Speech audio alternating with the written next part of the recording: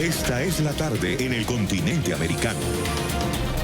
Cuando anochece en Europa y amanece en Asia, así cae la tarde en el continente americano y transcurre la noche y el amanecer en el resto del mundo. La tarde fin de semana. Los saluda a esta hora Carlos Eduardo Sánchez, como siempre, como cada fin de semana. Es un gusto que nos acompañen. Los invito también desde ya a conectarse con nosotros en Twitter. Estamos como @latarde NTN24 y mi cuenta personal @CESánchezM. Así comenzamos.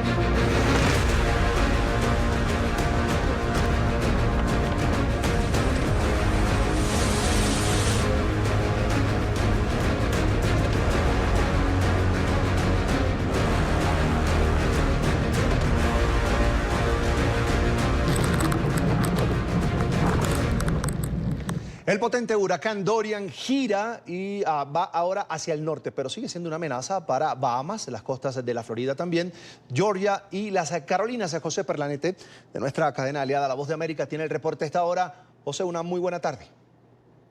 El huracán Dorian continúa sosteniendo su fortaleza y se incrementa mientras se traslada a través del Océano Atlántico y se aproxima a la zona continental en Estados Unidos. Al mismo tiempo, se incrementa la incertidumbre por parte de los residentes en el estado de Florida debido a la falta de precisión que demuestran los modelos de pronóstico ante lo que pudiese ser la proximidad de esta manifestación ciclónica. De hecho, las autoridades federales y las autoridades locales de distintas ciudades, de distintas alcaldías, advierten que no es momento de bajar la guardia debido a que, así como se ha alejado esta manifestación ciclónica durante las últimas horas, pudiese todavía contener la fuerza con la que se registra y pudiese generar entonces daños colaterales, sobre todo en la zona costera. Nos encontramos en estos momentos reportando desde West Palm Beach, el lugar desde donde inicialmente se registraría el contacto directo de Dorian. Sin embargo, ya se ha descartado este sitio. La ciudadanía, sin embargo, permanece a buen resguardo y muchos están colocando los dispositivos en las fachadas de sus casas y de sus negocios, en las ventanas y en las puertas para proteger cualquier tipo de infraestructura de algún tipo de objeto contundente que pueda ser proyectado por los fuertes vientos. Las calles están completamente libres, así como también los balnearios también cuentan con presencia de algunos bañistas y que fueron sorprendidos durante la tarde de este sábado por una repentina lluvia. Vamos a agradecer este reporte de nuestro compañero de nuestra cadena aliada en Estados Unidos, La Voz de América, José Perlanete. Está precisamente en el estado de la Florida dando cobertura a lo que sería la llegada de este poderoso huracán Dorian. Eso sería a partir del próximo lunes en este estado, en la Florida. Y para conocer cómo avanza y qué rumbo lleva a esta hora el huracán Dorian, hacemos contacto con Luis Carrera, es jefe de meteorología de nuestra cadena aliada también en Miami, Telemundo 51. Luis, una muy buena tarde, te escuchamos con atención. ¿Qué tal? Así es, seguimos vigilando muy de cerca el poderoso huracán Dorian. Vean la imagen, es prácticamente del libro, un ciclón muy bien estructurado, el ojo muy bien definido en el centro con cielo bastante despejado justamente en medio de la tormenta y rodeándolo mucha nubosidad convectiva de gran desarrollo vertical capaz de dejar mucha precipitación, lo que ahora está rodeando este sistema. En altura alcanzamos a ver un flujo de salida bien importante en gran parte de la circunferencia de este sistema. En otras palabras, es un sistema saludable, en buen estado, con lo cual por ahora no se espera que se debilite. Es más, podría aún ganar un poquito más de intensidad porque el ambiente lo favorece, la atmósfera lo favorece y también el agua cálida del Atlántico le sigue proporcionando más combustible. Con ello, la velocidad máxima del viento llegaba a 150 millas por hora, la presión bajísima 945 milibares y el movimiento al oeste en torno a 8 millas por hora. Eso es muy importante. Ha bajado la velocidad con la cual se traslada este sistema. Eso quiere decir que las corrientes de arrastre que estaban llevando a Dorian hacia el oeste se empiezan a debilitar, son más suaves. En otras palabras, la alta presión, que era lo que lo empujaba, está más débil. Y con esa debilidad empezaría a retraerse un poquito más hacia el Atlántico y va a permitir algo muy importante que ya vamos a ver en la trayectoria. Por lo pronto les comento que la parte norte de Bahamas está bajo aviso de huracán y la porción sur bajo vigilancia, también por supuesto de huracán. Ahora la trayectoria, fíjese cómo está variando al avanzar hacia el oeste. Se estima que seguiría avanzando un poco más hacia Bahamas al llegar a la parte norte de esas islas como categoría 4, haría un giro bastante marcado hacia el norte. ¿Por qué ese giro?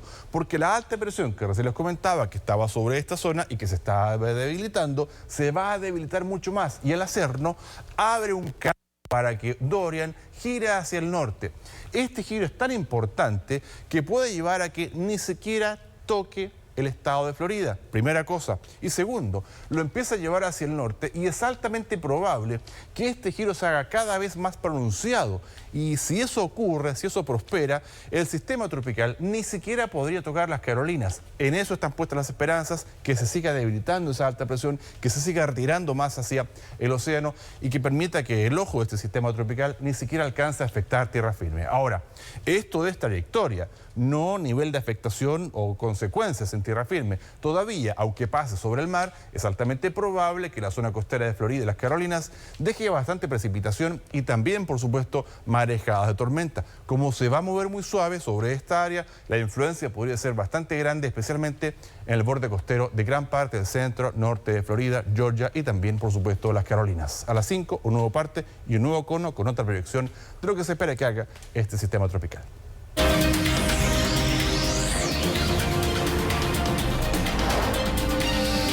La tarde, fin de semana.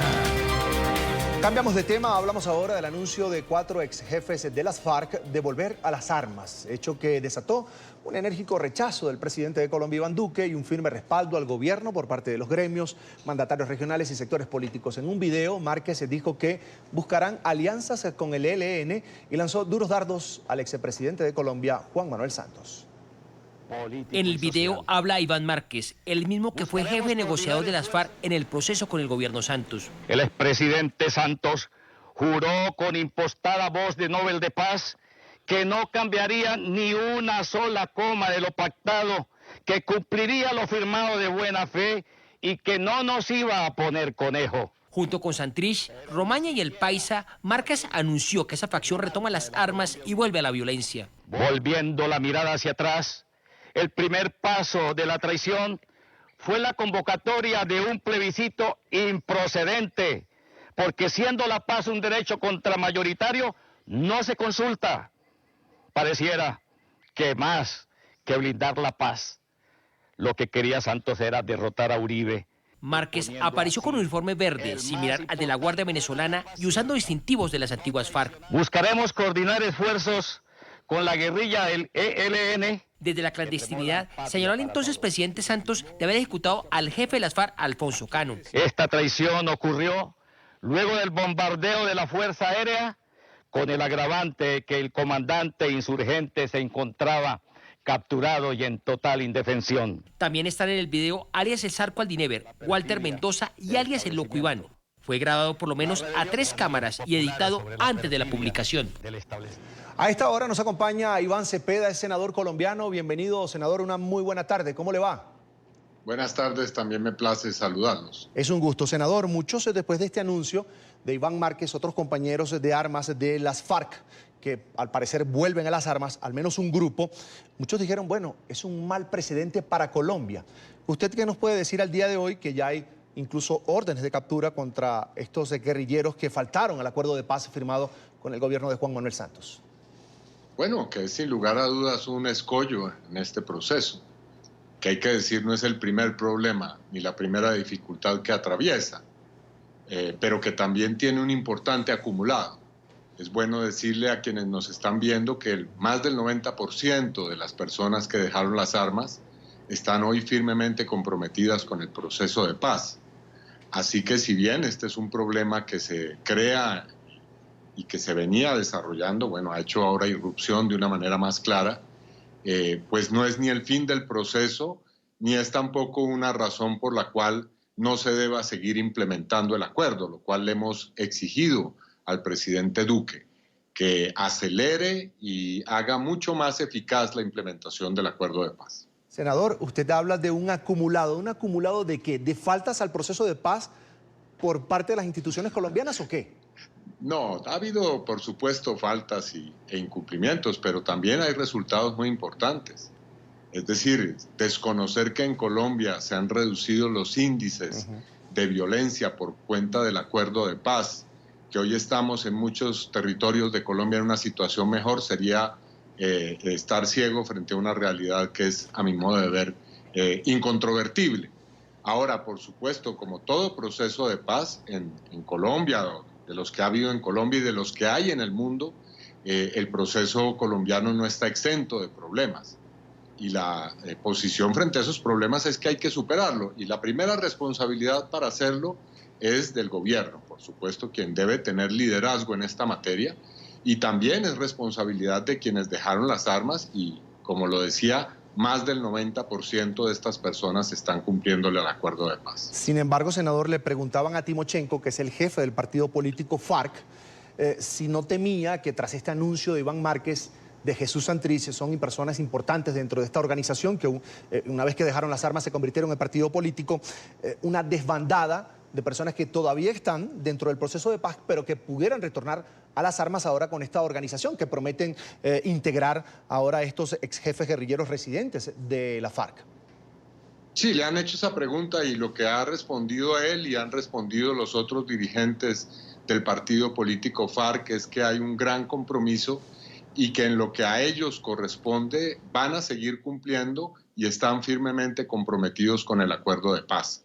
Ese es el anuncio que hicieron ayer, no solamente Timochenko, sino otros dirigentes y también personas que están en los espacios territoriales y que pertenecen a la base de ese partido político que es la representación de lo que fue la guerrilla de las FARC en su momento.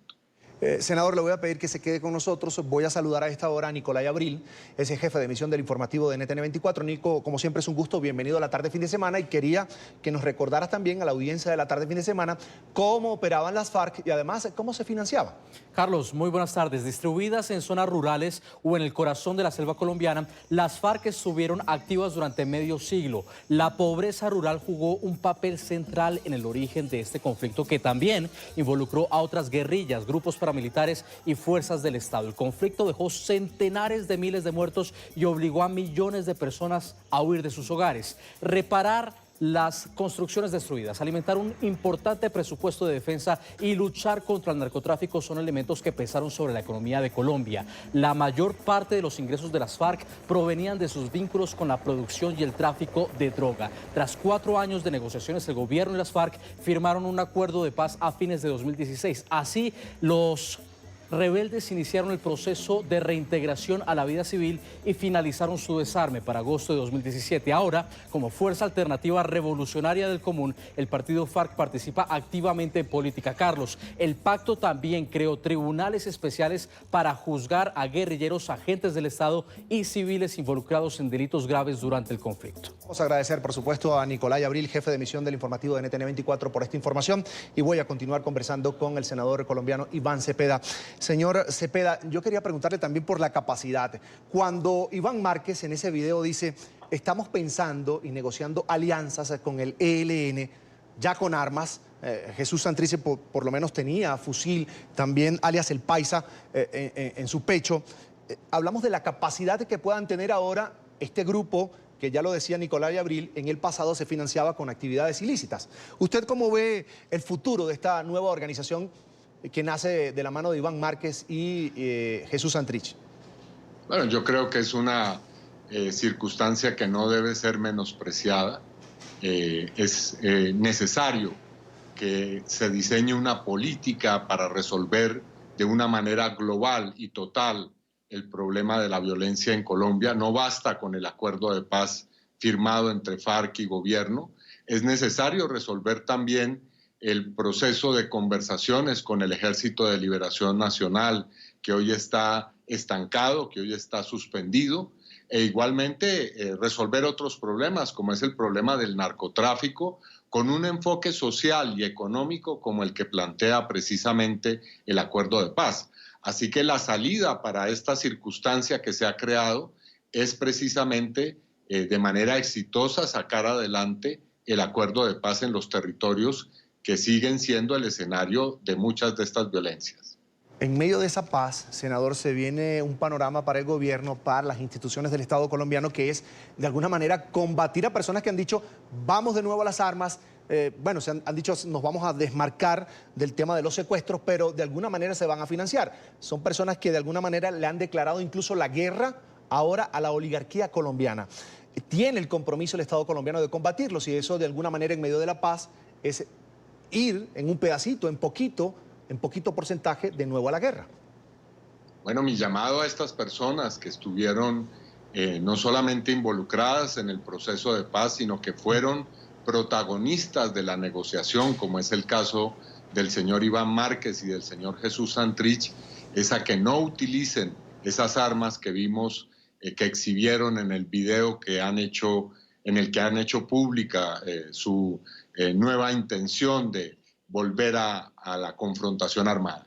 Ellos saben que este acuerdo de paz es una esperanza para Colombia, así que nuestra exigencia es a que no utilicen la violencia a pesar de esa decisión que han tomado y que vuelvan, ojalá, al proceso de paz, que recapaciten sobre este momento y la oportunidad histórica que se ha abierto con estos diálogos y con este acuerdo de paz histórico.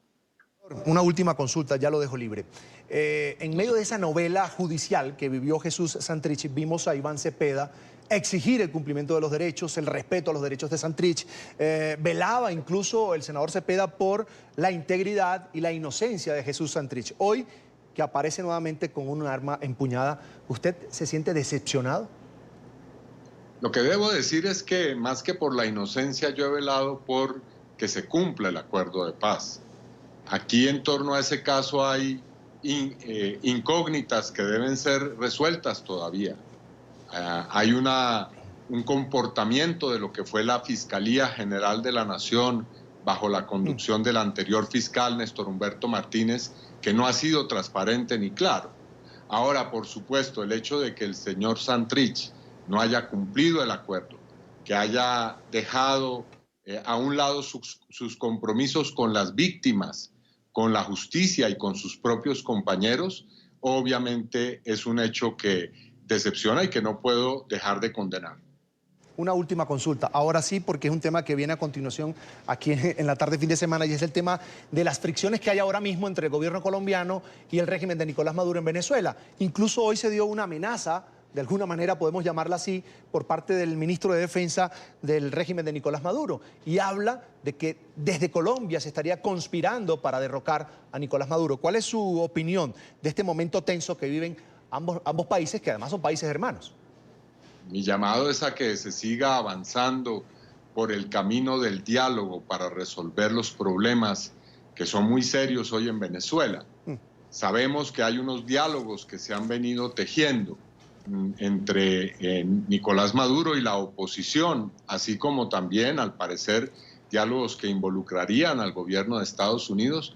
Yo creo que esa es la vía correcta, y ojalá muy pronto ese diálogo no se convierta simplemente en un intercambio de puntos de vista, sino en hechos políticos concretos que resuelvan la situación política, económica, que es muy difícil, que atraviesa hoy Venezuela y que por supuesto tiene un impacto en toda la región, en todos los Andes y en la situación fronteriza entre nuestras dos repúblicas y nuestros dos pueblos. En pantalla, Iván Cepeda, senador colombiano por el Partido Polo Democrático. Como siempre es un gusto conversar con usted.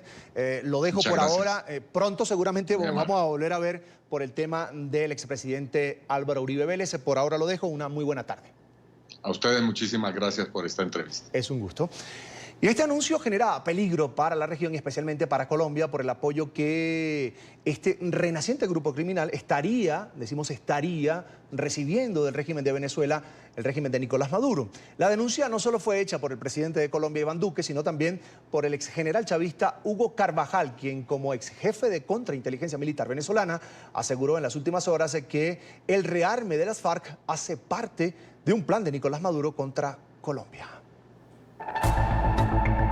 Vamos a entrarle duro. Para el gobierno del presidente Iván Duque es claro que esta banda de narcoterroristas, como la llamó, está protegida por el régimen que hoy usurpa el poder en Venezuela. Debemos tener claridad que no estamos ante el nacimiento de una nueva guerrilla, sino frente a las amenazas criminales de una banda de narcoterroristas que cuenta con el albergue y el apoyo de la dictadura de Nicolás Maduro. Las advertencias que apuntaban a que bajo el amparo del régimen de Maduro estaban los excabecillas de las FARC que habían eludido su comparecencia ante la justicia ya habían sido anticipadas en julio por el propio mandatario colombiano en entrevista con el subdirector de Noticias RCN, José Manuel Acevedo. Creo que Jesús Santrich está en este momento protegido en Venezuela. Hay informes de inteligencia que ustedes tengan que apuntan hacia allá, me imagino. No vaya muy lejos. Sí. Allá en Venezuela está Iván Márquez, está el Paisa, está Romaña, y ellos están allá no jugando muñecas. Ellos están protegidos allá por la dictadura de Nicolás Maduro, y nosotros tenemos claro que ellos allá están retomando conversaciones vinculadas o posiblemente vinculadas a actos criminales. A finales de julio, durante el foro de Sao Paulo y Caracas, Nicolás Maduro no ahorró elogios para los exjefes criminales de las FARC, hoy rearmados. Habían anunciado que venía Iván Márquez y Jesús Santrich. Me quedé esperando. Iván Márquez y Jesús Santrich son bienvenidos a Venezuela y al foro de Sao Paulo cuando quieran venir. Son los dos líderes de paz. Y Timochenko y Catatumbo y la FARC es bienvenida a Venezuela cuando quiera venir, porque son líderes de paz. Para líderes de la oposición al régimen chavista, no hay duda de que la banda criminal de excabecillas de las FARC está coordinada con el régimen de Maduro. Yo he planteado de manera insistente que tanto el régimen de Maduro como sus aliados criminales, su prioridad en este momento es la desestabilización de Colombia y el gobierno del presidente Iván Duque. Ese fue siempre lo que estos grupos buscaron con ese tratado de paz. Nunca dejaron la guerra, nunca se acabó, nunca se desarmaron. Lo que buscaron fue fortalecerse en territorio venezolano, como de hecho lo han hecho. Este viernes, Diosdado Cabello negó que el régimen de Maduro esté apoyando a los exjefes reincidentes de las FARC. Al mismo tiempo, el canciller de la dictadura de Maduro, Jorge Arreaza, responsabilizó del rearme al presidente de Colombia. Resulta insólito que Iván Duque, con absoluta desfachatez, en un acto deleznable, pretenda desplazar hacia terceros países y terceras personas su exclusiva responsabilidad en el planificado desmontaje del proceso de paz. ¿Qué tiene que ver Venezuela? Nada. ¿Qué tenemos que ver nosotros con el conflicto colombiano? Nada. Aquí, por culpa de ese conflicto, recibimos más de 5 millones de hermanos colombianos que viven aquí en Venezuela. El respaldo de Maduro a grupos terroristas colombianos será denunciado ante la Organización de las Naciones Unidas. El gobierno de Colombia llevará el caso ante la Asamblea General de la ONU en septiembre, esto en Nueva York. En septiembre, ante la Asamblea General de Naciones Unidas, va a denunciar que la dictadura venezolana está protegiendo y patrocinando en su territorio a terroristas colombianos. Y hoy el régimen venezolano amenazó a Colombia con una respuesta militar. El ministro de Defensa de Nicolás Maduro salió al paso a los señalamientos que hizo el gobierno de Iván Duque sobre el apoyo a líderes guerrilleros reincidentes de las FARC que retomaron las armas esta misma semana. La tensión entre ambas naciones aumenta con el pasar de las horas. El gobierno de Colombia presenta un problema de salud visual. Guillermo Botero tiene blefaroespasmo voluntario a la hora de enfocar lo que supuestamente sucede desde Venezuela contra Colombia y una ceguera pasmosa sobre la conspiración que se gesta en ese país sobre la revolución bolivariana de Venezuela. El problema político que enfrenta Colombia no puede ni debe derivar en una confrontación militar. Exhortamos a no buscar excusas ni pretextos con falsos positivos para intentar violar nuestra soberanía territorial, bien sea por fuerzas convencionales como por grupos irregulares. Están montando una novela por entrega. Los primeros capítulos asoman la repetida historia del bombardeo de Angostura, Ecuador 2008. Nosotros velaremos por nuestra soberanía y responderemos militarmente y lo haremos de manera contundente en legítima defensa. No se equivoquen. 4:33 minutos de la tarde en Bogotá, Colombia, 5:33 en Caracas, Venezuela. Seguimos hablando aquí en la tarde fin de semana de las fricciones que ahora mismo viven los gobiernos de Venezuela y Colombia, producto de este anuncio que hicieran algunos guerrilleros disidentes, o en este caso reincidentes de la FARC, sobre el retorno a las armas. Hablamos de Iván Márquez, de alias Jesús Santrich, de alias El Paisa y de alias Romaña, 4 cabecillas de la FARC que estuvieron en el proceso de paz que adelantó el gobierno colombiano, en este caso durante el gobierno del presidente Juan Manuel Santos, con la guerrilla de la FARC, que ahora, según se dice su líder político, que es Timochenko, allí lo ven en pantalla, el 90% se mantiene precisamente dentro del acuerdo de paz y apegados a la dejación de armas. Este anuncio ha despertado una serie de encontronazos entre el gobierno de Venezuela, el régimen de Venezuela y el gobierno de Iván Duque, acusaciones de que van de parte y parte. El gobierno de Colombia asegura que incluso ese video en el que Iván Márquez anuncia la vuelta a las armas se grabó desde territorio venezolano con la protección del régimen de Nicolás Maduro, de las fuerzas militares incluso de Venezuela, en territorio venezolano, y desde Venezuela hoy el ministro de Comunicación e Información del régimen, Jorge Rodríguez, anunció lo que, según dice él, es un plan, lo detalló en un mensaje que emitió desde el Palacio de Miraflores, el Palacio de Gobierno en Caracas, Venezuela, el detalle de lo que sería un plan, Operación Libertad, un plan para desestabilizar al régimen de Nicolás Maduro, y que todas las operaciones acordadas estuvieron organizadas desde territorio colombiano. Ahora quiero saludar a Rafael Nieto, ex viceministro de Justicia de Colombia. Ahí está en pantalla. Señor Nieto, una muy buena tarde, bienvenido. Como siempre es un gusto que nos acompañe aquí en la tarde fin de semana. Buenas tardes, Carlos Eduardo, para usted y para todos los televidentes. Yo quería su opinión, señor Nieto, sobre este tema un tema que es colombiano, que es el regreso a las armas por parte de 4 ex jefes reincidentes de la FARC. Hablo de Márquez, de Santrich, de Romaña, del Paisa. ¿Cómo tensó aún más, distanció aún más al régimen de Nicolás Maduro con el gobierno colombiano? Hay una serie de acusaciones y hoy, ya lo decía, responde el régimen de Venezuela incluso con una amenaza por parte del ministro de Defensa. Ha dicho, estamos dispuestos a responder militarmente a Colombia. ¿Cómo debe comportarse, operar, reaccionar y comportarse el gobierno colombiano ante estas tensiones que se originaron a raíz del video de Iván Márquez? Con prudencia, pero con firmeza, Carlos Eduardo. Con prudencia, porque a nadie le conviene, a nosotros tampoco en Colombia, una escalada que pudiese llevar a una confrontación militar. Ese es el peor de los escenarios, es ciertamente indeseable, pero con firmeza, porque no es aceptable que el territorio venezolano se haya convertido, y ello ha ocurrido desde hace ya bastantes años durante el régimen chavista, en el espacio en el cual los grupos delincuenciales colombianos encuentran no solamente refugio, sino apoyo político y apoyo logístico.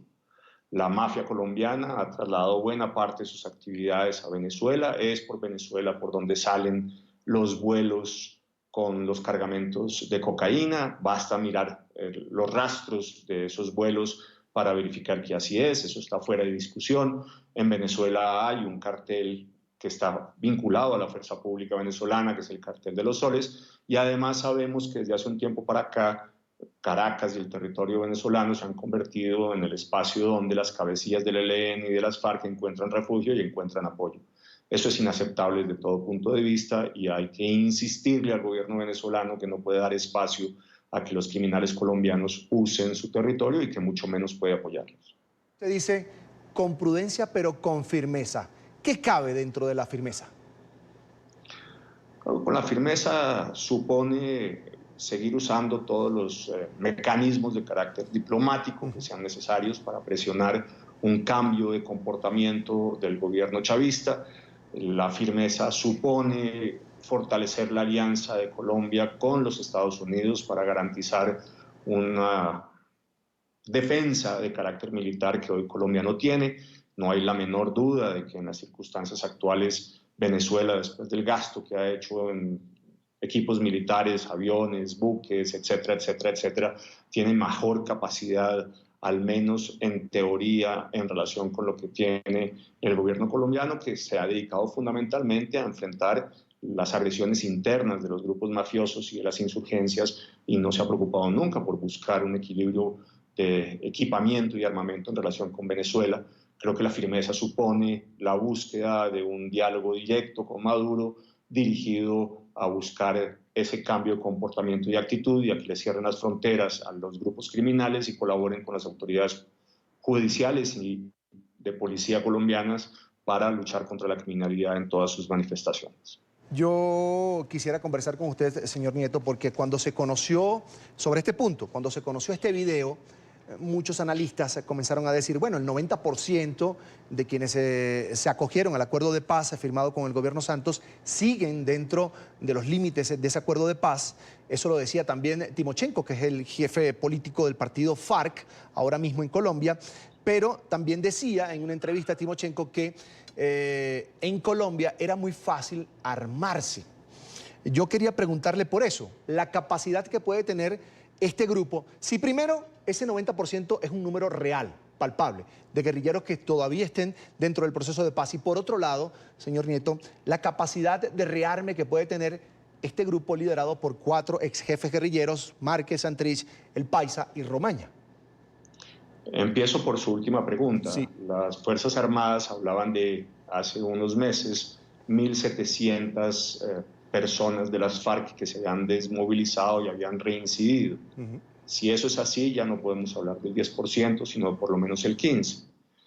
Pero si además se suman los disidentes de las FARC, es decir, aquellos que nunca se desmovilizaron, que se calcula por lo menos en 900, estamos hablando de alrededor de 2.600 personas, algo más en armas, y eso nos da más del 20%. Las cifras exactas habría que estudiarlas con cuidado, pero debemos estar en una cifra alrededor de lo que yo estoy señalando, usando, por supuesto, la información de hace unos meses atrás. Después, en el tema del armamento, siempre ha habido una discusión sobre si el desarme de las FARC fue completo o no.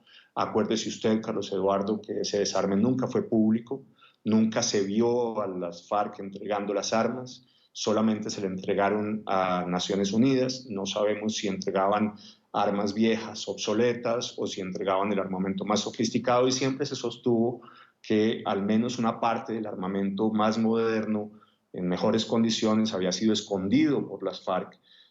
Algunos lo justificaban sobre la idea de que se viesen obligados a volver a las armas, otros sosteníamos que era parte de un ejercicio dirigido eventualmente a lo que está pasando hoy, a que hubiese una sección de las FARC que finalmente se saliera y decidiera usar esas armas. ¿Cuál es la realidad? No tengo la información suficiente como para poder afirmarlo. Ha habido siempre estas dos versiones. Lo que está claro es que las armas están ahí y están a disposición de estos reincidentes y de las disidencias. ¿Usted cree que estas armas que va a utilizar el grupo de Márquez ahora están del lado del territorio venezolano, señor Nieto? Mucha gente afirmaba eso, Carlos Eduardo, que habían dejado en territorio venezolano unos porcentajes importantes de las armas más nuevas y que por tanto desde Venezuela se podría hacer el rearme de la guerrilla colombiana. Hay que recordar, vuelvo a insistir en todo caso, que un número importante de frentes de las FARC, las vinculadas sobre todo a la economía ilícita, al narcotráfico fundamentalmente, nunca se desmovilizaron del todo y que después de la que se suponía había sido una entrega completa de armas, el Ejército Nacional encontró varios depósitos de esas armas que habían sido escondidos y nunca habían sido entregados por parte de las FARC. Una última consulta y me queda un minuto para esta entrevista, señor Nieto. Regresar, que el ejército, que las fuerzas militares, que el gobierno, que las instituciones colombianas deban combatir ahora a más de 2.000 guerrilleros levantados en armas, ¿significa volver a la guerra? Yo creo que la guerra nunca se ha acabado, Carlos Eduardo.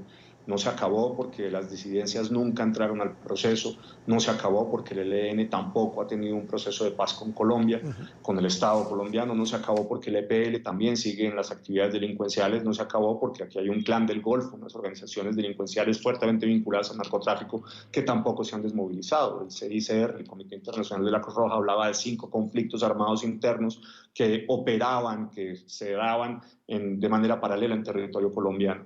De manera que aquí lo que uno tendría que decir es que paz no ha habido, posconflicto no ha habido, pero sí tenemos una situación esquizofrénica, que es un orden jurídico, normativo, unas instituciones, una estructura de despliegue de fuerza en el terreno, un presupuesto para la fuerza pública del posconflicto y una realidad de conflicto armado, no una realidad de paz. Y eso supone un gran desafío para el Estado y la sociedad colombiana. Ahí está en pantalla Rafael Nieto, ex viceministro de Justicia de Colombia. Como siempre es un gusto, doctor Nieto, conversar con usted. Será hasta la próxima. Feliz tarde. El gusto es mío, Carlos Eduardo. Muchas gracias. Un abrazo. Hasta la próxima. Y seguimos con más de la tarde fin de semana. Ahora hablamos de los inmigrantes y que son necesarios para el crecimiento económico de los Estados Unidos. Así, al menos lo indicó un estudio publicado por el diario estadounidense The New York Times. Según expertos consultados por este prestigioso medio de comunicación, en estos momentos hay más trabajos que trabajadores en Estados Unidos, y si se detiene la llegada de inmigrantes, la población en edad laboral entre 25 y 64 años de edad se reduciría en 17 millones para el año 2035. El resultado, muchos se preguntan estos, menos ganancias para la Unión Americana. Y es que, según el estudio, habrían menos trabajadores y, por tanto, menos consumidores, menos casas para construir, teléfonos para vender y automóviles para comprar, entre otras cosas. Según el Times, en estos momentos hay 7.3 millones de ofertas de trabajo en todo el país y 6 millones de personas desempleadas. Y se espera que esa brecha se amplíe a medida que el número de jubilados aumente, crezca en los Estados Unidos. Asimismo, el informe advierte que Estados Unidos podría enfrentar pronto una escasez de mano de obra. Ante esto, los expertos recomiendan ahora mismo algunas soluciones a corto plazo, entre ellas impulsar y albergar la inmigración. Nos acompaña Liliana Gil, es fundadora y presidenta, además de la firma de Big Data y consultoría 100 Plus, allí está en pantalla, experta en estrategias del mercado hispano en Estados Unidos. Bienvenida, gracias por atendernos. Gracias, Carlos. Y es un gusto, bienvenida.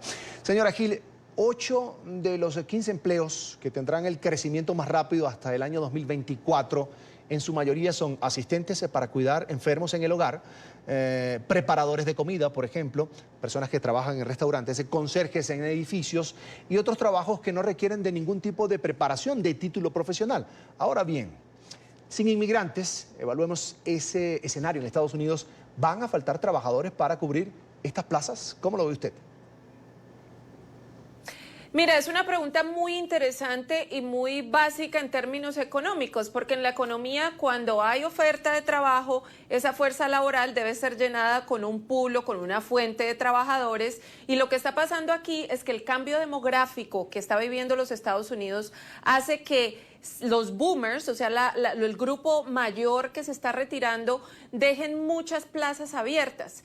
Y si nosotros no estamos teniendo bebés y la tasa de natalidad está en decadencia como país, no hay otra forma de llenar las plazas sino con nuevas fuentes de jóvenes, y en muchas ocasiones estos son inmigrantes. Así que, sin ponerle un lente político, que en estos momentos el tema de la inmigración obviamente es muy emotivo y muy político para los partidos de derecha e izquierda, es una fórmula económica para la cual este país se debe preparar. Ahora, se dice que dentro de 15 años la población en edad laboral se reducirá 17 millones. Yo quería preguntarle, ¿esto representaría menos crecimiento económico para Estados Unidos? Pues claro que sí, imagínate, si se está encogiendo la población en su totalidad, no es solamente un problema de fuerza laboral, sino también de demanda, de consumo, porque esa es la cantidad de personas compradores que gastan, que al final del día es lo que mueve la economía. Una vez más, y es un dato bien interesante anotarlo y subrayarlo, es el hecho de que el 100% del crecimiento de la población en este país es impulsado por las minorías, afroamericanos, los hispanos. Es más, los hispanos contribuimos más de la mitad de la tasa de crecimiento de población en este país, y eso sin darle un ángulo de inmigración. Simplemente somos un grupo que está creciendo rápido porque nuestras familias están creciendo más rápido. Así que definitivamente en este panorama en el que se está encogiendo lo que conocemos como la población americana anglo tradicional, nosotros los hispanos y las minorías somos los que estamos contribuyendo a ese crecimiento, y sin población no hay consumidores ni trabajadores, y sin consumidores y sin trabajadores no se mueve la economía. Es así de sencillo. Ahora, los millones de migrantes que actualmente hacen vida en Estados Unidos mejoran la calidad de vida de los estadounidenses porque ellos hacen el trabajo precisamente que los locales, que los nacionales no quieren desempeñar, que no quieren hacer. Sí, es una ironía aquello de la inmigración porque se han hecho documentales, se han hecho estudios en los que se evalúa qué le pasaría a este país en un día sin inmigrantes, y empieza desde toda la cadena alimenticia, desde quién entonces va a estar recogiendo las frutas y verduras que todos disfrutamos en nuestro hogar. Entonces, definitivamente todo se cae, y por eso vuelvo y repito que esto no es un tema de pro o anti-inmigración, es algo económico y así es como lo debemos abordar. Si se necesita una reforma migratoria para poder tener esa fuerza laboral que se necesita para que no se caiga la economía, hay que pensar en formas alternativas y nuevas de cómo doy permisos de trabajo, cómo evalúo visas temporales para aquellos que solamente quieren venir en el verano a recoger hortalizas, verduras, etcétera, y promover ese tipo de contexto. Desafortunadamente ahora estamos en dos extremos, en donde se ha vuelto casi que como diríamos en inglés, un dirty word, una mala palabra, la palabra inmigrante, y me encanta ver este tipo de estudios que nos reenfatizan que sin el crecimiento y la contribución económica de los inmigrantes como parte activa de la fuerza laboral, tendríamos más vacancias o más puestos abiertos que gente productiva contribuyendo en donde las necesitamos. Por ejemplo, ¿usted considera que mientras más inmigrantes crucen la frontera, inevitablemente se reduciría el valor de los salarios? Mira, esa es una pregunta muy curiosa porque el problema con la frontera, más allá de, obvio, la situación humanitaria que estamos viviendo o la situación de asilo o no para aquellos que se están presentando a la frontera, es cómo hacemos para documentar esas personas que quieran llegar a realmente ser contribuyentes a la economía americana. Como tú lo dijiste, hay personas que necesitamos, que no necesariamente tienen que tener un título universitario, y estoy segura que muchos de estos inmigrantes en la frontera quisieran ser un contribuyente a la economía americana, pero si no estás documentado, ahí es en donde hay abusos de los mismos empleadores. Es que ese es el otro lado de la película que no se cuenta.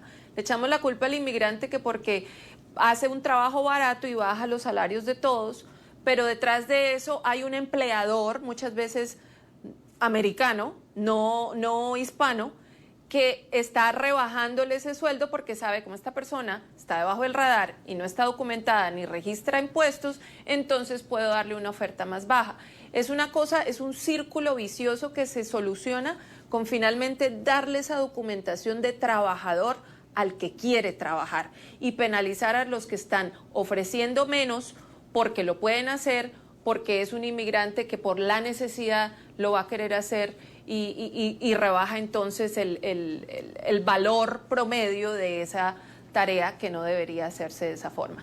Entonces es complicado, por eso necesitamos reforma migratoria. Señora Gil, estadísticas indican que los inmigrantes poco calificados también son consumidores de bienes y servicios en Estados Unidos. Además que pues, su mano de obra es barata y que aumenta la producción y reduce los costos. Esto es lo que se dice. Le pregunto, ¿esto es cierto? ¿Es así? ¿Los inmigrantes tienen un impacto positivo en la economía de la Unión Americana? Pues claro, mira, cualquier persona que de repente esté ganando un salario, así sea bajo, como lo estamos argumentando aquí, va a ser un nuevo consumidor en esa comunidad que está yendo al supermercado a comprar mercado, que está yendo a los restaurantes, que lo más probable es que tenga que comprarse un carro o gastar en transporte público, y todo eso es gasto. Al final del día, la economía, la salud de la economía de un país, uno de los tantos factores es ese poder adquisitivo y cómo se está moviendo el mercado de consumo, que indica qué tan saludable o no es una economía. Así que nomás por el contexto físico y ambiental de en dónde viven estos inmigrantes, eso eleva los gastos y la contribución a esos negocios locales pequeños muchas veces que se benefician de este nuevo consumidor que vive, come, compra y forma parte de esa ciudad. Supongamos que el presidente Donald Trump logra frenar la migración como se lo propuso incluso desde la campaña. ¿Perdería el país? Al final del día es eso, esto no es una guerra política y es lo que trato precisamente de argumentar mucho con el trabajo que hago con mi equipo, los análisis que hacemos de Big Data, es sacarle la emoción a este tema de la inmigración o de los hispanos en este país, porque si el 100% del crecimiento de la población viene de grupos minoritarios, eso significa que ese es el futuro del país. Si 1 de cada 2 niños hoy en las escuelas públicas es una minoría, significa que ese es el futuro del país en el que hay que apostar.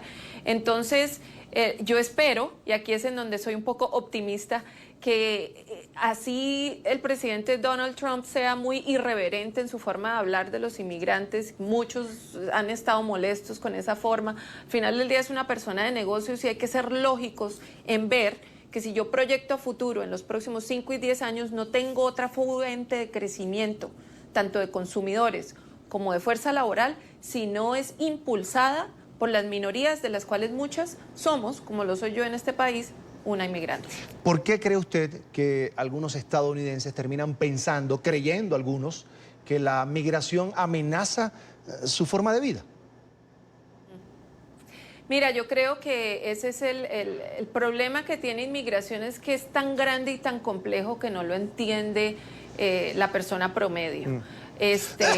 Desafortunadamente las noticias se están comiendo el ciclo de noticias hablando del problema humanitario y grave que tenemos en la frontera, pero nadie está hablando del hecho de que existe muy pocas H-1Bs, que son las visas de trabajo, y que por lo tanto estamos perdiendo miles de cerebros de inmigrantes que no se pueden quedar después de que estudian la universidad en los Estados Unidos.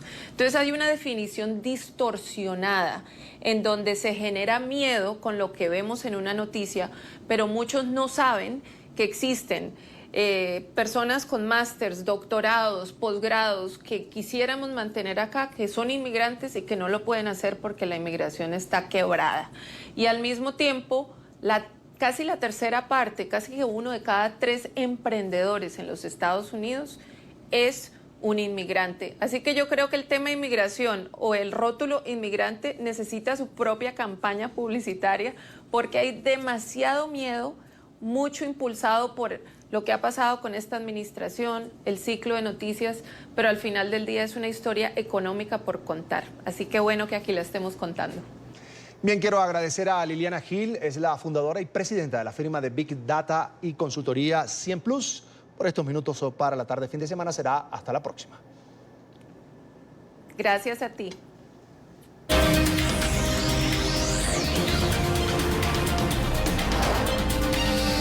La tarde, fin de semana. Las mujeres representan 80% de las víctimas de trata de personas en Latinoamérica, esto según la Organización de Naciones Unidas. En los últimos 3 años hubo un promedio anual de 225 denuncias por este delito. Más del 80% de las víctimas son mujeres y niñas, quienes en su mayoría son halladas en países de Latinoamérica. La trata de personas abarca abusos como la explotación sexual, el trabajo forzoso o la explotación en la mendicidad, aunque la Agencia de las Naciones Unidas registra un número creciente de condenas, la impunidad sigue existiendo en muchas zonas del mundo. La gran mayoría de las víctimas se terminan en manos de redes de explotación sexual. Las mujeres y las niñas son la población más vulnerable en este aspecto.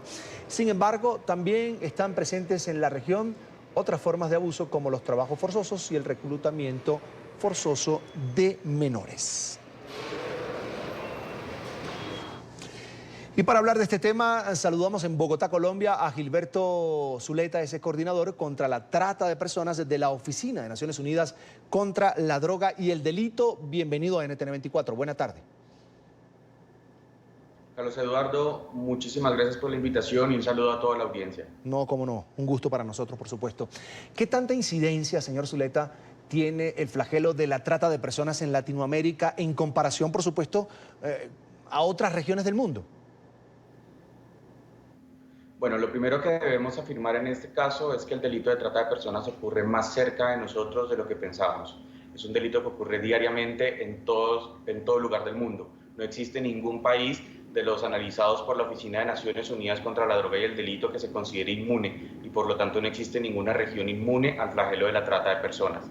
Latinoamérica tiene unos patrones y unas tendencias particulares que lo diferencian de otras regiones del mundo, pero no podríamos afirmar si es más grave o menos grave la ocurrencia en la región. Lo que sí podríamos afirmar es que ocurre como en cualquier otra región del mundo con unos patrones y unas dinámicas particulares. Pero ustedes, por ejemplo, desde la ONU han podido detectar en la región mafias bien organizadas dedicadas precisamente al comercio de seres humanos. Mire, la trata de personas ocurre en dinámicas de crimen organizado transnacional, pero al mismo tiempo ocurren en dinámicas de crimen organizado nacional al interior de los países, o incluso no es necesario que existan estructuras bien organizadas. Existe un gran abanico de posibilidades de que los criminales se lucren a través de la trata de personas. En el caso de la dinámica transnacional que está ocurriendo en América Latina, se ha identificado que existen unas redes que operan al interior de la región de Sudamérica específicamente, en donde el 92 o 93% de las víctimas que se han identificado han sido explotadas al interior de la misma subregión o dentro de su mismo país de origen. Señor Zuleta, quiero que hablemos también de los factores sociales que dan vida a esta que es una industria criminal, además que va creciendo. Existen múltiples factores asociados a la ocurrencia del delito de trata de personas. El principal de ellos, o uno de los más relevantes en la dinámica específicamente de la región latinoamericana, tiene que ver con los patrones de género, los estereotipos de género, en donde existen unos roles y unos imaginarios colectivos que promueven o generan una explotación sobre la mujer, pero que al mismo tiempo está afectando la explotación sobre hombres, niños, niñas y adolescentes. Adicionalmente tenemos factores como la exclusión, la discriminación, la migración irregular y unas dinámicas sobre todo de pobreza, de necesidades o acceso a derechos que son insatisfechas y que generan un caldo de cultivo o una posibilidad muy amplia para poder las redes de crimen organizado poder lucrarse sobre este delito. De acuerdo con el más reciente informe de Naciones Unidas sobre trata de personas, precisamente el 80% de las víctimas en la región son mujeres y niñas, además, que terminan en manos de redes de explotación sexual. Cuando se trata de mujeres que terminan precisamente en la prostitución, obligadas, ¿es más difícil, le pregunto, para las autoridades combatir este flagelo? El 58% de las víctimas identificadas han sido explotadas sexualmente. Es el delito tal vez con el que el imaginario más asocia a la trata de personas, la finalidad de explotación sexual. Creeríamos desde la Oficina de Naciones Unidas contra la Droga y el Delito que los retos son integrales. Hay que combatir la trata de personas de manera integral en todas sus finalidades. Hemos identificado, por ejemplo, que más del 30% de las víctimas son explotadas en trabajo forzado, pero aún no existen muchos mecanismos en la región, especialmente latinoamericana, para identificar el trabajo forzado cuando ocurre sobre víctimas, especialmente en situación migratoria irregular. Por lo tanto, la complejidad es para todas las finalidades del delito, aunque lo que mencionaba hace un instante acerca de los imaginarios y los roles sobre el género y el papel de la mujer, sí han generado que en muchas ocasiones la explotación sexual sobre niñas y mujeres adultas se haya normalizado y existe una especie de invisibilización o tal vez naturalización de la explotación, lo cual ha dificultado que tanto la sociedad como las autoridades combatan efectivamente el delito. Señor Zuleta, ¿qué países de Latinoamérica se han visto más afectados por la trata de personas? El reporte se basa en información de 9 países, especialmente de la subregión suramericana. Estos 9 países se identificaron o se analizaron más de 2.900 casos de víctimas identificadas durante un periodo de 2 años, desde 2016 a 2018. Y lo que hemos identificado es que no existe un patrón específico en la región suramericana, es decir, no podemos identificar un patrón donde nos diga en qué país existe más o ocurre más el delito. Cada país tiene unas particularidades y unos retos diferenciados, pero debemos reconocer en todo caso que compartimos algunas condiciones estructurales como región latinoamericana, como decíamos, la pobreza, la exclusión, la migración irregular, el acceso a derechos que han generado una mayor ocurrencia del delito, pero especialmente en el cruce de fronteras terrestres. Estos cruces de frontera terrestre, el compartir tanta frontera terrestre en la región y tan fácil de permear por las redes de crimen organizado y por algunos migrantes que deciden viajar de manera autónoma, pues ha propiciado la ocurrencia del delito en múltiples países. Pueden ser colombianos explotados en Chile, bolivianos explotados en Brasil o venezolanos y venezolanas explotados en cualquiera de los países receptores frente a este flujo masivo de población venezolana. Finalmente, usted habla de la migración, de la pobreza como factores que inciden en el delito de trata. En el caso de Venezuela, ¿con qué casos se han encontrado? Bien, sobre el caso sobre el que nos hemos encontrado en población venezolana, nosotros estuvimos desde la oficina en Colombia haciendo un estudio en la frontera de Cúcuta y Arauca, donde logramos entrevistar más de 300 población venezolana migrante en Colombia. Nos encontramos que la gran mayoría de la población que se encuentra, más del 70% de la población entrevistada, presentaban un factor o al menos un indicador de riesgo de trata de personas. Era población que se encontraba en situación de exclusión, de desempleo, sin vivienda, y por lo tanto esa situación que nos hemos encontrado es la que nos ha llamado a alertar que el flujo migratorio venezolano puede estar ocurriendo asociado también a una situación de explotación y de trata de personas. Y para finalizar, si quisiera de todos modos dejar un mensaje principalmente, y es el de la denuncia, en donde realmente la ciudadanía debe denunciar. Las personas que conozcan de un caso de explotación, de trata de personas, deben denunciar ante las autoridades de sus países, pero adicionalmente a eso es importante que exista un rechazo social, que rompamos los imaginarios que existen, que rompamos la normalización del delito y que podamos realmente lograr una sociedad democrática donde haya inclusión, pero al mismo tiempo un respeto por la dignidad de todo ser humano, donde no sea explotado ni abusado por nadie. Gilberto Zuleta es coordinador contra la trata de personas de la Oficina de las Naciones Unidas contra la Droga y el Delito en Colombia. Gracias por acompañarnos esta tarde. Será hasta la próxima. Carlos Eduardo, a ustedes muchísimas gracias y un fraterno saludo. Ya estamos de vuelta con más de la tarde de fin de semana. La destrucción del aparato económico es una de las principales razones que ha llevado a millones de venezolanos a la migración descontrolada. Analistas consideran que la cifra de ciudadanos que se van del país seguirá creciendo hasta que no se logre un cambio de gobierno. El siguiente es un informe de nuestra periodista en Caracas, Nicole Colster. Hola, un saludo, muy buenas tardes. Así es, cada día es más difícil para los venezolanos que deciden salir de Venezuela encontrar refugio en los países de la región, dado los controles migratorios. El analista e internacionalista Félix Arellano señala que en Colombia recaerán las consecuencias. Cada día es más difícil para quienes deciden dejar Venezuela encontrar refugio en países de la región. Los controles migratorios para la entrada de venezolanos a otras naciones son cada vez más severos. Sí, en efecto, el tema se va a ir complicando.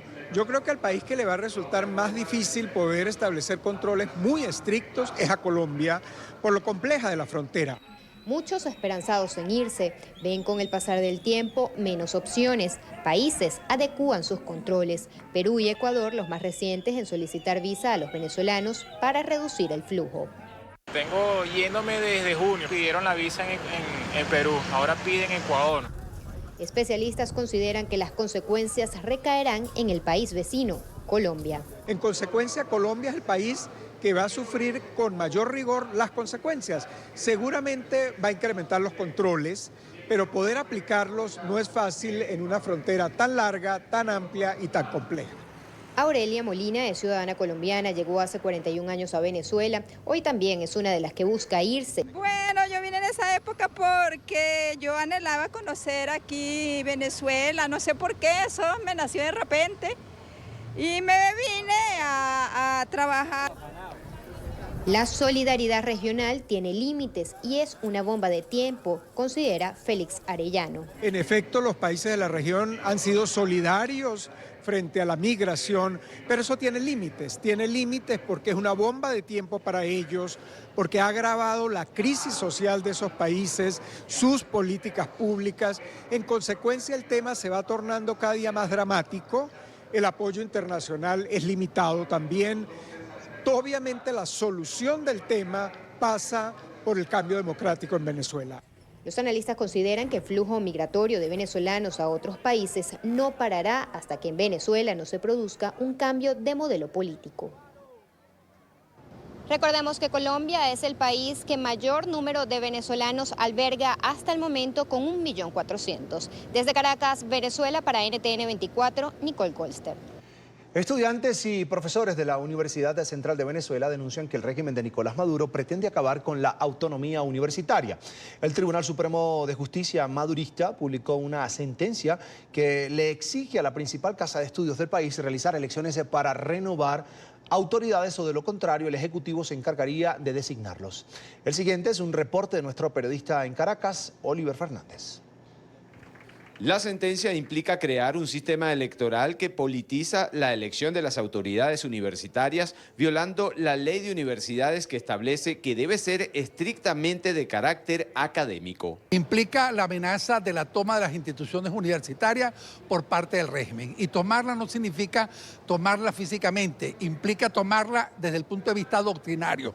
Nosotros no podemos permitir que una sentencia que viola la Constitución, nosotros la acatemos. Va en contra de lo que establece el artículo 109 de la Constitución Nacional, que dice claramente, explícitamente, que las universidades nacionales tienen la facultad de dotarse de sus propios mecanismos para elegir a sus autoridades. Se pretende tomar por asalto lo que no pueden lograr con los votos. Palabras de la estudiante Lustay Franco. Es evidente que quiere tomar por asalto algo que con votos no lo va a lograr, ¿no? Y no lo ha podido lograr. Son 20 años de penurias para el pueblo venezolano. O sea, siempre ha sido una estrategia de quienes hoy usurpan el poder dividir la universidad venezolana. La universidad está amenazada por una sentencia que, aun cuando se dice que es ilegal, existe.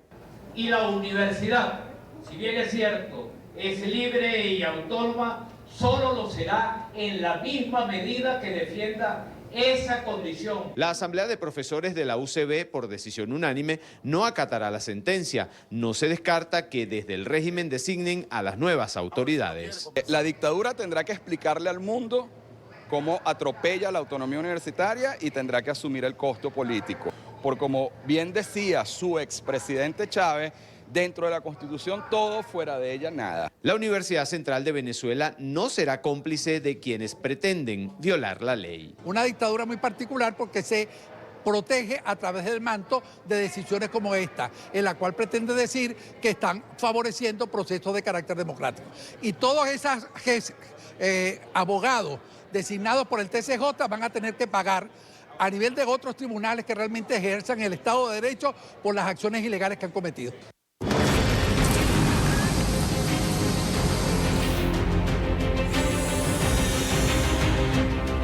A esta hora hacemos otro contacto con Luis Carrera, jefe de meteorología de nuestra cadena aliada en Miami, Telemundo 51. Luis, una buena tarde. ¿Cómo avanza y qué rumbo lleva a esta hora el huracán Dorian? ¿Qué tal? Y quiero comenzar el reporte mostrando esta imagen visible del ojo del huracán Dorian. Bastante bien definido, se nota claramente en esta imagen, e incluso la nubosidad que lo rodea, que lo conforma, está también bastante elevada, con mucho desarrollo vertical. ¿Qué quiere decir esto? Que el huracán está bastante robusto todavía, con lo cual por ahora no tiene ningún deseo este sistema de comenzar a perder energía. Se mantenía como huracán categoría 4, con mucha actividad justamente en el centro. Se alcanza a ver en la imagen lo rápido que están girando las nubes en torno al ojo del huracán. El reporte de las 5 de la tarde señalaba que se mantenía en categoría 4, con vientos máximos de 150 millas por hora y la presión en torno a 945 milibares. El movimiento sigue siendo al oeste, suave, a 8 millas por hora, y eso confirma lo que ya comentábamos en el reporte anterior, que la alta presión que lo está empujando hacia Florida está débil. Con ello no es capaz de moverlo tan rápido, y ese debilitamiento es el que se espera que se incrementa y que permita que Dorian haga un giro hacia el norte sin impactar prácticamente las costas de Florida. Se mantiene el aviso de huracán para la parte norte de Bahamas y la vigilancia para la porción sur. La nubosidad bastante bien conformada, un sistema que no tiene nada, digamos, en contra. A los ciclones de esta categoría tan elevada es usual que oscilen un tanto su intensidad prácticamente de un reporte a otro, así es que no se extrañen si más tarde baja a 145, 140 y mañana vuelve a subir otra vez, porque repito, es usual que esto ocurra en este tipo de ciclones tan intensos. La trayectoria, hay novedades y positivas para Florida y también para porciones del este de Estados Unidos. Vemos acá en esta franja amarilla cómo hay vigilancia de tormenta tropical para porciones ya del estado de Florida. Es lo importante y es lo nuevo. La trayectoria, lo que ven en pantalla, se movería hasta por lo menos el día lunes mayormente hacia el oeste, bastante suave por supuesto, y llegando a categoría 4 a unas 100 millas del condado de Palm Beach, la parte norte de Miami, y girando rápidamente hacia el norte. Noten como el pronóstico oficial lleva el centro de Dorian siempre sobre el océano frente a las costas de Florida. Todavía Florida está en parte dentro del cono, así es que aún debe estar, por supuesto, muy atento a lo que pase con Dorian, pero afortunadamente el pronóstico sigue esa tendencia de mover el paso del ciclón sobre el mar. Luego lo empieza a hacer girar por allá por el día martes, paralelo a la costa de Georgia y las Carolinas. Si esto sigue, si esto se mantiene la tendencia, podríamos pensar que a largo plazo probablemente no alcanza a tocar territorio de Estados Unidos Dorian en su paso sobre el Atlántico. Así es que hay que seguir vigilándolo porque aunque pase sobre el mar, lejos del borde costero, igual dejará efectos, igual va a dejar viento en tierra firme, igual va a dejar lluvia y lo más complejo es que también puede dejar algún efecto importante en el mar, como marejadas y por supuesto fuerte corriente de resaca. Así es que mucha atención, ese tema sigue moviéndose hacia el oeste por ahora, pero al comenzar la semana lo hará un poco al norte. El pronóstico oficial no lo deja llegando a Florida y luego lo curva otra vez hacia el Atlántico. Si todo sigue, por supuesto, como está planificado, la situación en parte de Florida no sería tan negativa como se temía en un principio. Ojalá que así sea. Es el Luis Carrera, jefe de meteorología de nuestra cadena aliada en Miami, Telemundo 51. Le agradecemos, por supuesto, por estar con nosotros hoy aquí en la tarde, fin de semana. A esta hora revisamos otras noticias del mundo. Hoy comenzamos en India. Al menos 12 muertos dejó una serie de explosiones en una planta química al oeste del país. Según reportes de la policía, el estallido se registró en horas de la mañana cuando trabajaban decenas de personas allí en el lugar. Informes de equipos de emergencia indican que otras 50 personas resultaron heridas. Una columna de humo negro cubrió el lugar. Se desconocen las causas de esta explosión. El expresidente sudanés Omar Hassan al-Bashir confesó haber recibido un soborno millonario del príncipe heredero saudí Mohammed bin Salman. El exmandatario sudanés fue imputado por corrupción y tenencia ilícita de divisas en el juicio que se le está realizando tras su derrocamiento el pasado mes de abril, después de meses de manifestaciones antigubernamentales. Al-Bashir ha asegurado que recibió $25 millones de manos del príncipe heredero de la corona de Arabia Saudita. Otro rescate de migrantes en el mar Mediterráneo. Un barco de la ONG Sea Eyes auxilió a 13 migrantes tunecinos que viajaban a bordo de un bote de madera precario con destino a Europa. Según reportó la organización, todos los ocupantes del bote eran hombres y se encuentran en buen estado de salud. El rescate se produjo al sureste de la isla italiana de Lampedusa.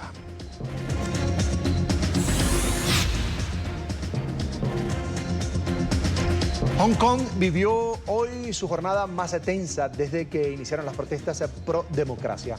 Pese a la prohibición de manifestarse, miles de ciudadanos salieron a las calles de la ex colonia británica atendiendo el llamado de organizaciones civiles. Volvieron a desafiar así a la policía en la zona donde están las sedes del legislativo y el gobierno central. Los uniformados arremetieron contra los manifestantes con gases lacrimógenos y balas de goma. Esta es la semana 12 de protestas contra la polémica ley de extradición y otras políticas de la mandataria local Carrie Lam.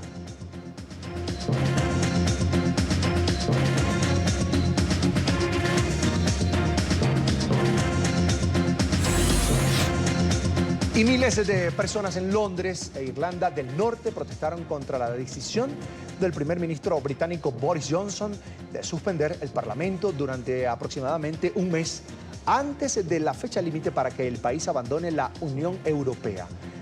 Unas 2.000 personas se reunieron frente a su oficina en Downing Street gritando "Mentiroso Johnson, qué vergüenza".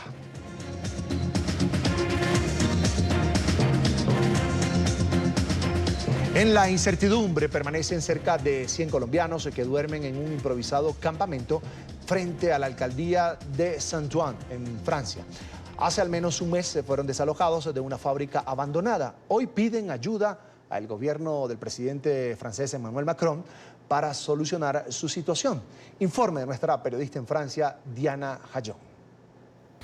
Compañeros, un cordial saludo desde Saint-Ouen, en la periferia parisina. Quedan muy pocas horas para que los colombianos y también otras familias de América Latina que desde hace un mes se han ubicado en este lugar encuentren dónde ir. Esto después del anuncio de las autoridades del desalojo que tienen que hacer de este campamento donde están viviendo de una manera muy precaria desde hace casi un mes. Ellos se han manifestado el día de hoy, han salido a las calles de esta localidad de Saint-Ouen y le han exigido a las autoridades francesas que los reubique cuanto antes.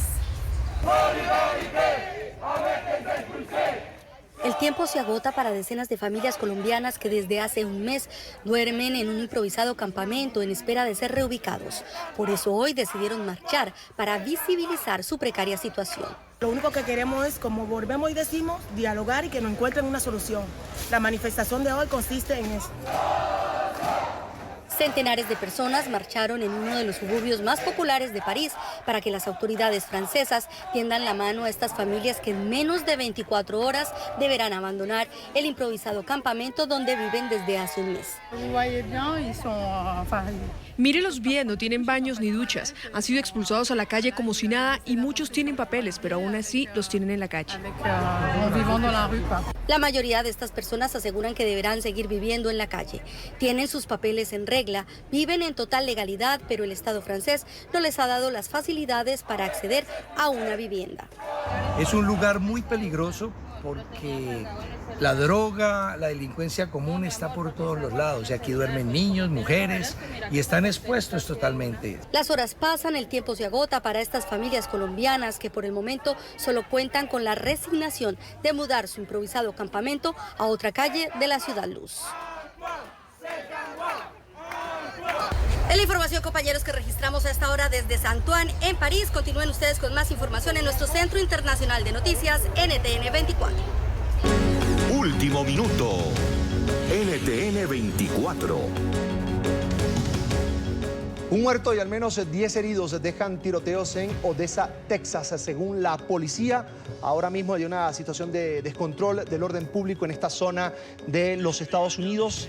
Hay un oficial de policía herido. Un sujeto comenzó a disparar indiscriminadamente en una zona y se está a la espera de conocer si finalmente el policía que habría resultado herido pues se encuentra bien de salud, recuperándose o finalmente falleció. Es una noticia en desarrollo ahora mismo en el estado de Texas, en Estados Unidos. Una noticia que vamos a ampliar en los próximos espacios informativos de NTN 24. Repetimos, hay por lo menos un muerto y al menos 10 heridos en dos tiroteos en tiroteos que se presentaron en las ciudades de Midland y Odessa en Texas. Vamos. Una empresa que nació en Perú está capacitando actualmente a muchas mujeres para integrarlas a la industria tecnológica en América Latina. Se trata de Laboratoria. En Latinoamérica las mujeres se conforman el mayor porcentaje de personas sin empleo. Laboratoria es una empresa social que se dio cuenta precisamente de esta brecha y creó un programa en el año 2015 para que mujeres en condiciones vulnerables aprendan a programar y que así puedan además conseguir empleo como desarrolladoras web, acceder a mejores oportunidades y condiciones de empleo, triplicando sus ingresos y mejorando así su calidad de vida y haciendo al sector digital más equitativo. Saludamos a esta hora a Araceli Campos, es Country Directora de Laboratoria México. Bienvenido, una muy buena tarde, gracias por atendernos hoy. ¿Qué tal? ¿Cómo estás, Carlos? Gracias por la invitación. Es un gusto, por supuesto. Bienvenida a NTN 24. Lo primero, expliquemos, por supuesto, a nuestra audiencia en qué consiste Laboratoria, cómo nació esta idea y además por qué es tan importante esta propuesta para las mujeres.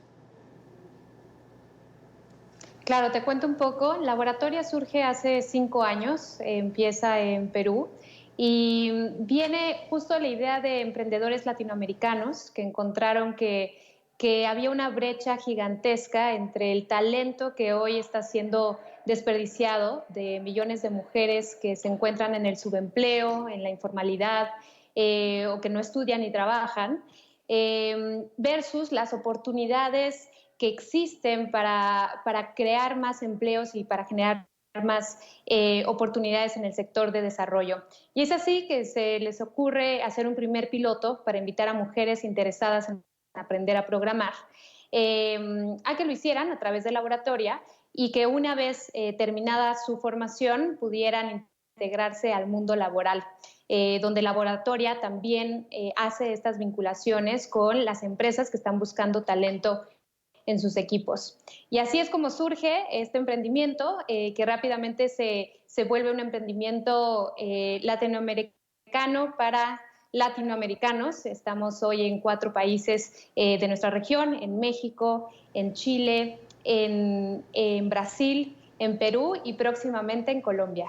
Araceli, Laboratoria se ha expandido. Esta academia, te pregunto actualmente, ¿en dónde ofrece sus cursos? ¿A qué países han llegado? ¿Y cuántas personas conforman además el equipo que está detrás de Laboratoria? Como te mencionaba, estamos en 4 países de Latinoamérica. Te cuento que es Chile, Perú, México, Brasil y el próximo año vamos a abrir operaciones en Colombia. Estamos, en el caso de México, en México y Guadalajara, estamos en Lima, la capital de Perú, en Santiago de Chile y en Sao Paulo. Y con las operaciones actuales estamos llegando a cientos de mujeres. De hecho, ya son más de 1.300 mujeres que han egresado de Laboratoria y que hoy están cambiando la fotografía de cómo se ven los equipos de tecnología. Normalmente vemos que son equipos de solo hombres. De hecho, la estadística dice que apenas 1 de cada 10 personas en tecnología es mujer. Y pensando que estos equipos están desarrollando productos y servicios digitales para el 100% de la población, nosotros también pensamos que al menos el 50% de esos equipos deberían estar conformados por mujeres. Así que la proyección es seguir egresando a muchas más mujeres, seguir abriendo puertas en muchas empresas. Actualmente trabajamos con más de 400 en toda la región.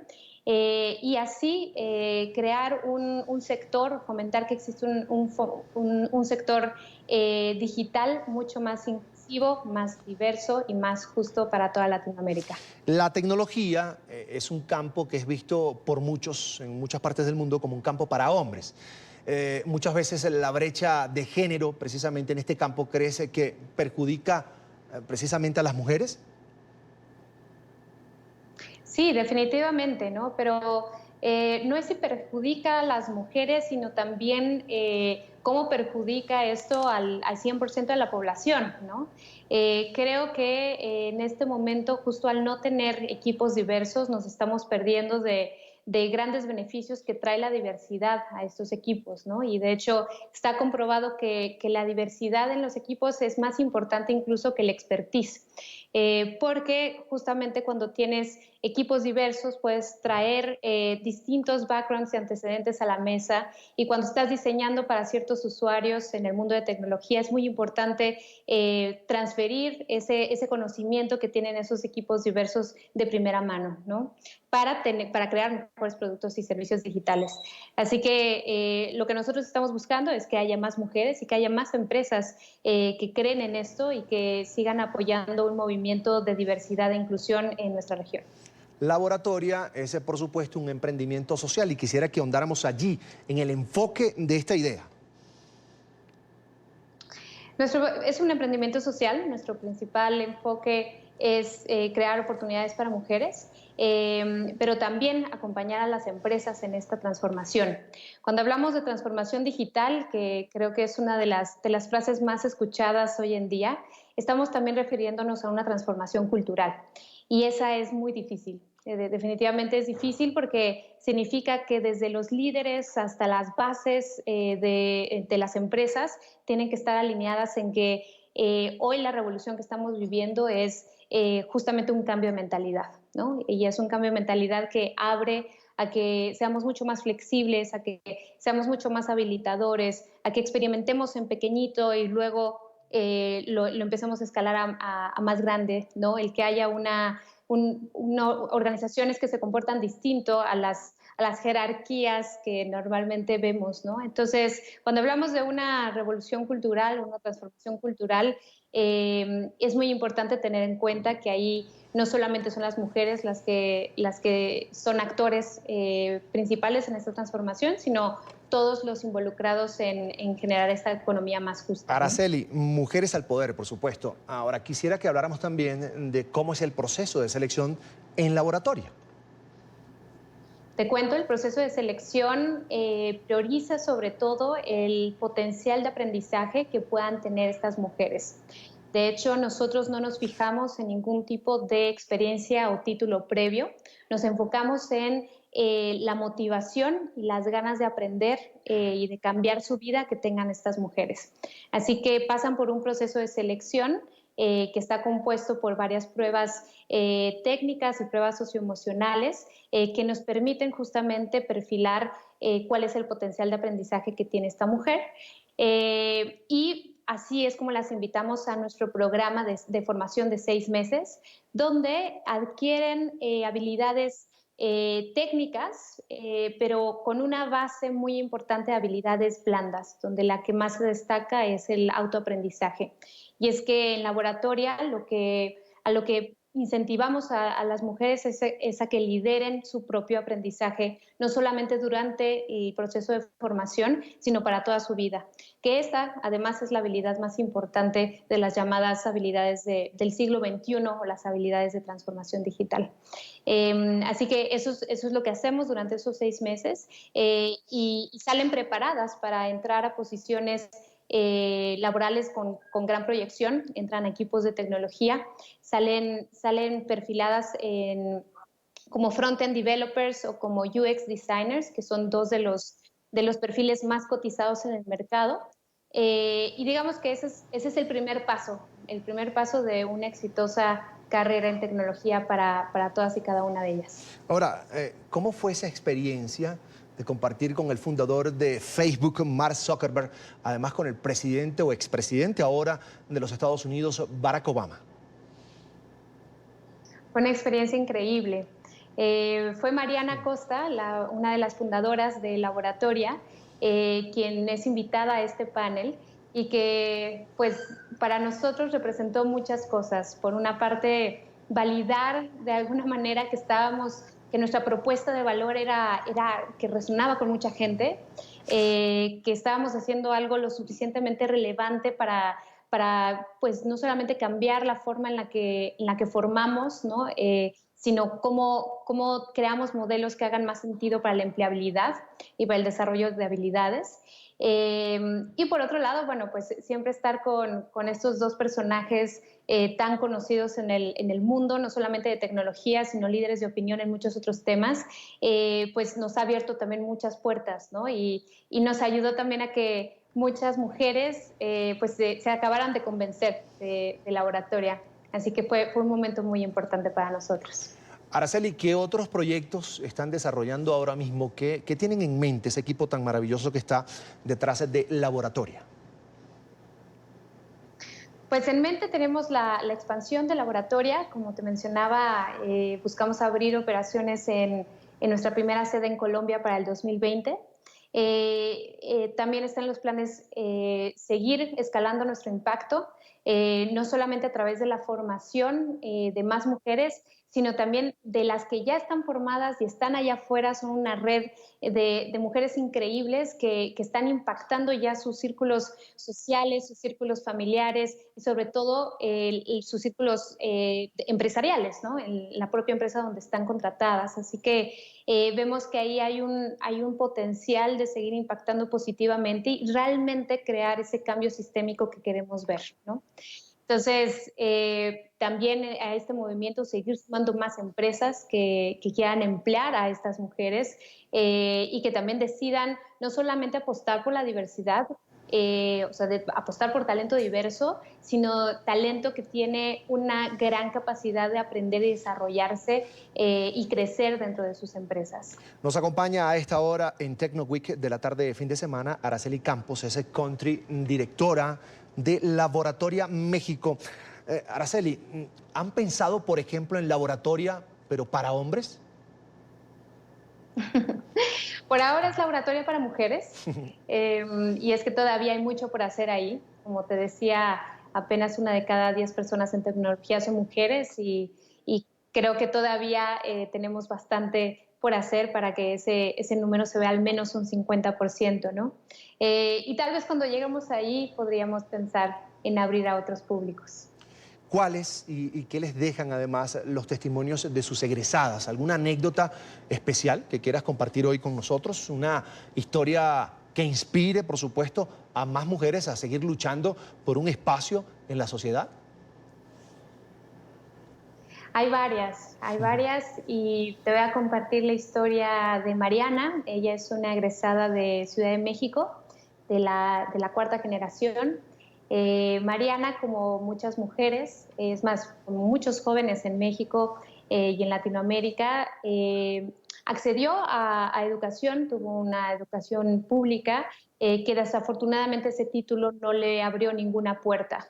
O fueron puertas de empleos mal remunerados, empleos que le demandaban mucho más de 40 horas a la semana y es ahí donde Mariana conoce a Laboratoria, escucha en un programa de radio sobre Laboratoria, decide aplicar, se queda y 6 meses después es contratada por una de las empresas más grandes del mundo. Es un retailer, no sé si puedo decir marcas, pero si no luego lo editan, es Walmart. Y es así que Mariana ingresa a la fábrica digital de Walmart y hay un post ahí súper lindo acerca de su reclutadora diciendo Mariana es la mejor contratación que hemos hecho, ¿no? Entonces, este es solamente un ejemplo de miles de mujeres, cientos de mujeres que han pasado por nuestro programa y que han tenido esa oportunidad de ingresar a trabajos que realmente les cambien su vida y cambian la vida de todos los que trabajamos con ellas, desde Laboratoria y después. Finalmente, Araceli, para las mujeres que nos están viendo ahora mismo a través de la señal de NTN 24, el canal de las Américas, ¿cómo hacen para contactarse con ustedes? Súper buena pregunta. Estamos en convocatoria abierta en todos los países donde nos encontramos. Esto lo pueden encontrar en la página web laboratoria.la. Ahí hay un botón grande que dice postula aquí y así es como empiezan su proceso de postulación para Laboratoria. Bien, quiero agradecer a Araceli Campos, es country directora de Laboratoria México. Gracias, por supuesto, por compartir con nosotros estos minutos aquí en la tarde, fin de semana. Fue realmente un gusto, un placer, mucho éxito. Será hasta la próxima. Muchísimas gracias por la invitación, Carlos. Hasta pronto.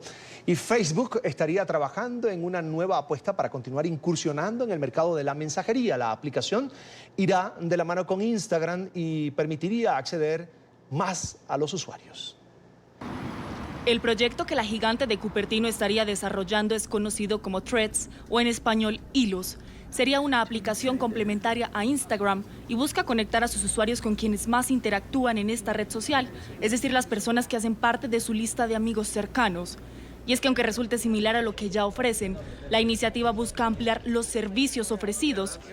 Medios especializados en tecnología indican que además de compartir fotos, videos o mensajes con las creativas herramientas que posee Instagram, Threads permitiría compartir la ubicación, el porcentaje de la batería de nuestro dispositivo móvil y nuestra velocidad si es que estamos en movimiento.